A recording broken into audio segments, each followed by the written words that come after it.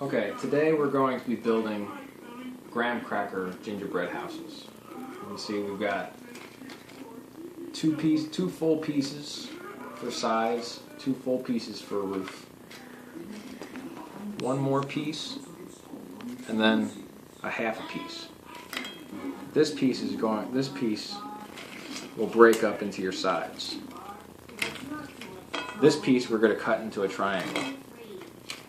I always make all my pieces first so I can just construct my house as I go along, and you just grab my pieces and go. So you just want to take your one piece and you're just going to cut it straight and right in half. And that'll give you your two triangles for your roof, your pitch on your roof. And I'll always just kind of score it just a little bit. And you should be able to just break it apart and make two perfect triangles. So the other thing you're going to need, we're just using disposable paper plates because it's a little bit easier and cheaper that way. And then we've got just a Ziploc bag with the royal frosting in it. And you need the royal frosting to be very, very thick, so it's nice. It's very easy to glue that way, the thicker the frosting is.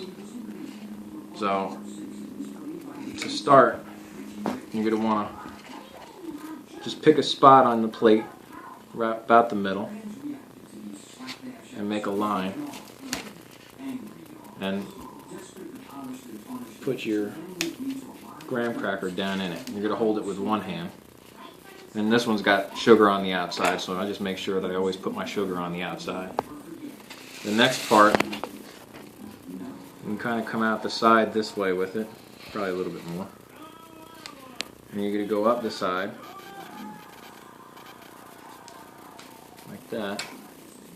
And then make sure that you got your graham cracker going the right way, because if you make it go like this, you're going to be sticking up too high. So you just kind of stick your pieces in there. And that's that. And then you can just kind of close off your side.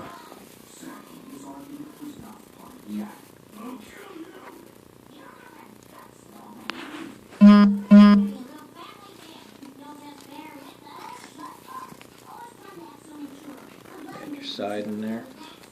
A little bit too wide. You can just kind of adjust it. It moves pretty easily wherever you want it to go. You don't really have to worry about the outside too much. You can always do that after it's done drying. You probably want to do that just so you don't mess with it too much. You don't want it to fall apart on you while you're making it. So, then you're going to do your triangles. They're a little bit trickier because you got to get them to stay there, but it's not too bad. I'll just kind of do both sides to start with. And then I'll stick them in there. And if your frosting's thick enough, it'll just stay right in there. But you can always help it. Just kind of let it set up a little bit.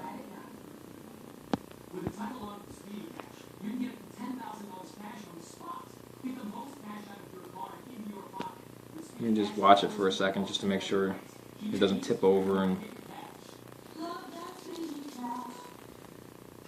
they'll pretty much stay there. You can just watch them for a minute and make sure they don't tip over. You can always adjust anything if it's out of whack. And then you just kind of let it dry for about 10-15 minutes maybe. And then you're going to come back and you're going to do the roof. Alright, so now we're going to do the roof. Now, you can always put some, if you're having trouble keeping yours together, you can always put some inside there and kind of just run your finger in there. And that'll help stabilize it a little bit more. When you do the roof, you just go along the whole, all the way around your house.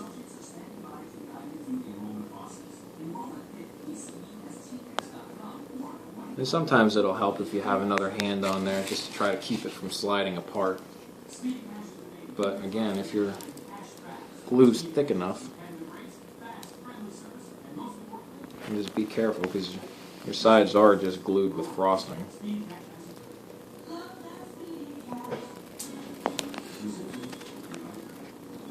just kind of hold it there for a second. One hand like that. You could get one of your kids to help you hold it if you'd like. If they're helping you make them.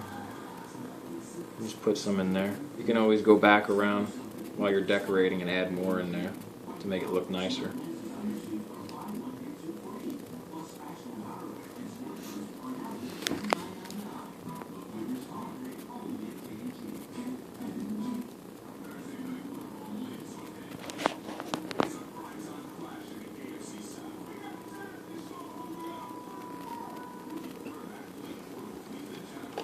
And you'll get better at it as you go along.